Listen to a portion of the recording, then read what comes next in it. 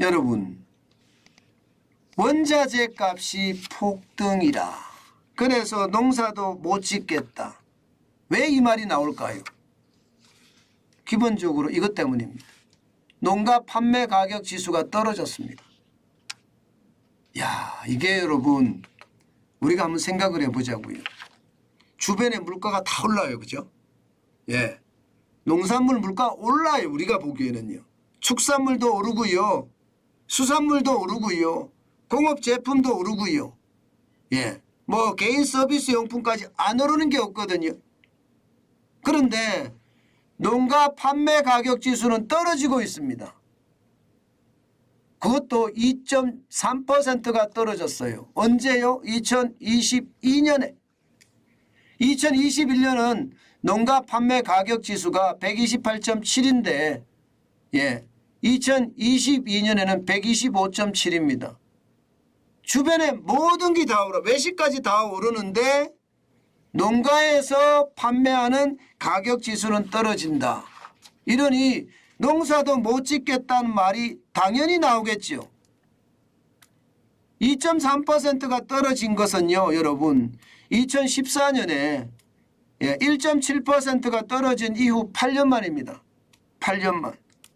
그러니 농사 짓는 사람들, 농민들 입장에서는 진짜 속이 터질 일입니다. 여러분 이 그래프 한번 보세요. 2016년에 102.9잖아요. 2017년에 107.6입니다. 많이 올라갔습니다. 18년, 19년 거치면서 말입니다. 2020년에는 117.0까지 올라갔습니다. 농산물이 계속 올라갔거든요. 올라갈 수밖에 없었던 게 최저임금을 계속해서 올렸으니까 농가 입장에서는 지금 난리도 아니거든요. 여러분 시골에서 말입니다. 농산일 하기 위해서 사람을 하나 쓰려고 하면요. 요즘 말입니다. 아무리 적게 줘도 15만 원은 줘야 된대. 아무리 적게 줘도. 이 15만 원이 여러분 아침 8시부터 예, 이게 8시간이 8시간. 8시간 기준입니다. 게다가 말입니다. 아침은 안 줘도 되는데 새참 줘야 되죠. 점심 줘야 되죠. 오후 새참 줘야 됩니다. 그러면 이게 16만 원이 15만 원, 16만 원이 들어가는 게 아니죠. 이게 뭐 요즘 음식 만드는 가격이 워낙 많이 올라가잖아요. 그것까지 감안하면요. 20만 원 들어가요. 20만 원. 그러니 농산물 가격이 올라갈 수밖에 없었어요. 그동안은요. 그런데 2021년에서 예, 128.7에서 말입니다. 125.7까지 떨어지는 거 2.3%가 떨어지는 것은 어떻게 생각하면 여러분 굉장히 놀라운 일이에요. 놀라운 일. 진짜 놀라운 일입니다. 그럼 왜 이럴까? 왜 이럴까? 여러분 이거 한번 보세요. 왜 이럴까 하면 뭐 그만큼 가격 떨어지는 게 많다는 이야기잖아요. 제일 많이 떨어지는 게 이게 한우입니다. 한우. 한우는 암소가 13.5%가 떨어졌고요. 숫소가 16.5%가 떨어졌습니다. 예. 암소가 13.5%, 숫소가 16.5%. 그 다음이 쌀입니다. 쌀. 쌀이 많이 떨어지거든요. 찹쌀이 14.4%, 맵쌀이 15.1%. 쌀값이 계속 떨어진다고 이야기하잖아요. 이 두 가지가 가장 크게 많이 떨어지는 겁니다. 아무래도 시골에서는요. 쌀 농사가 많잖아요. 게다가 한우 농가 굉장히 많거든요. 예. 이것은요. 여러분 떨어지는 이유가 공급이 많기 때문이에요. 공급이 많기 때문에. 반면에 수요는 줄어들기 때문에. 예. 왜 그럴까요? 밥은 여러분 아시죠? 밥 소비량이 요즘 친구들 안 먹거든요. 그러다 보니까 밥 소비량이 지금 한 공기 반? 예, 밥 소비량이 하루에 말입니다. 150g 정도 된다고 하네요. 100g이 밥 한 공기라고 이야기하거든요.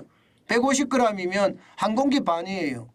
이게 점점 줄어드는 겁니다. 하루 3끼 밥을 먹는데 한 공기 반으로 줄어들었으니 쌀값이 당연히 떨어질 수밖에 없지요. 게다가 생산량도 늘어났습니다. 작년에. 그러니 쌀값이 더 많이 떨어지는 것 어쩌면 당연한 거죠. 그러면 속값은 왜 떨어지냐? 일단 사육두수가 굉장히 많은 것도 영향을 미칩니다. 여기에다가 여러분 소고기 못 먹습니다. 비싸서. 요즘 소고기 한번 먹으러 가면요. 진짜 눈이 튀어나온다는 이야기가 거짓말이 아니라니까요. 예. 이게 4인 가족 기준으로 소고기 먹으러 간다. 그것도 한우를 먹겠다 이러면요. 그냥 각오해야 되는 게 1인당 10만 원은 각오해야 됩니다. 1인당 10만 원은. 그러면 40만 원이에요. 여러분 버는 것도 적은데 40만 원을 생각해 보세요. 아이고 이것은 뭐 장난 아니죠. 충격이죠. 충격이 될 수밖에 없죠. 그러니까 소비를 안 하는 겁니다. 소비를. 사육두수가 늘어난 거에다가 소비까지 줄어드니까 소비까지 40만 원씩 20만 원씩 주고 못 먹거든요. 그러니까 한우값이 떨어질 수밖에 없죠. 여기에다가 배도 떨어지죠. 26.7%, 고구마도 37%가 떨어지죠. 그러니 농가에서는요. 장사 못하겠다. 예, 이런 말하고 똑같이 농사 못 짓겠다. 이렇게 말을 하는 겁니다. 그런데 여기서 끝나지 않잖아요. 농가 구입 가격 지수는 오히려 올랐습니다. 전년 대비해 보면 12.7%나 올랐어요. 12.7%. 인건비 제가 말씀드렸잖아요. 많이 올랐다고. 농기계 많이 올랐어. 농약 많이 올랐어. 비료값 많이 올랐어. 사료값 많이 올랐어. 안 오른 게 없습니다. 2005년 이래 최고치라고 이야기하니까 이게 뭐 장난 아니죠. 재료비가 32.2%가 오르고요. 경비가 19.9%가 올랐습니다. 제가 새참에 낼 때 경비 많이 난다고 했잖아요. 노무비 13% 올랐습니다. 이러니 예, 농사 짓겠나 이런 말 당연한 겁니다. 시골에 가보면요. 많은 사람들이 똑같은 이야기를 해요. 그만큼 말입니다. 참 먹고 살기 힘들다 이런 얘기. 저는 윤석열 정부가요. 이 농촌에 대한 것은 절대 포퓰리즘으로 접근해서 안 된다고 생각해요. 저는요. 요즘 가보면요. 예, 포퓰리즘의 천국입니다. 예, 김대중 대통령 때부터 시작해서 농민의 포퓰리즘은 진짜 장난이 아니거든요. 저는 오히려 말입니다. 예, 농촌을 IT화하는 게 저는 급선무라고 생각해요. 예, 시골을 전체를 말입니다. IT화해서 생산량이 어떻게 되는지를 실시간으로 파악을 한다면 여러분 농산물 가격을 제 가격으로 유지할 수가 있습니다. 제 가격으로 유지하면서 말입니다. 예, 이렇게 뭐 갈아엎는 사태, 뭐 어떤 때는 양파를 갈아엎고 어떤 때는 호박을 갈아엎고 이런 갈아엎는 눈물의 사태를 막을 수가 있거든요. 그러면 농가 소득은 더 올라갈 수밖에 없어요. 예, 저는 윤석열 정부가 진짜 농촌에도 IT화 해야 된다는 것 저는 굉장히 중요한 요소라고 생각합니다. 우리가 사 먹는 것도 좀 싸질 수가 있고요. 뭐 어떨 때는 양파가 폭등해서 40% 50% 오르고 어떨 때는 대파가 폭등해서 80% 90% 오르고 이런 일이 없을 수 있거든요. 예, 그래서 이게 상생하는 모드 있잖아요. 돈을 풀어서 불만을 잠재우려고 하는 것보다가 실사구시 시골 농촌을 IT화해서 스마트팜으로 더 길러내는 것 이것이 말입니다. 결국 서로가 사는 길 아닐까. 저는 그런 생각 참 많이 해봅니다. 제가 시골 출신이라서 저는 그걸 잘 알거든요. 예. 그래서 IT화하는 게 급선무라고 생각을 해요. 게다가 시골 가보면요.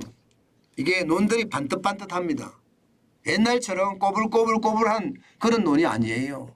격리정리를 잘 해놔서 말입니다.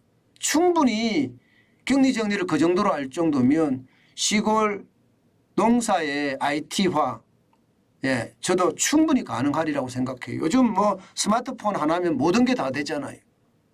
저는 그런 게 빨리 도입이 돼서 예, 이게 생산 그리고 수요와 공급을 아주 적절히 맞추면 예, 서로가 윈윈하지 않을까.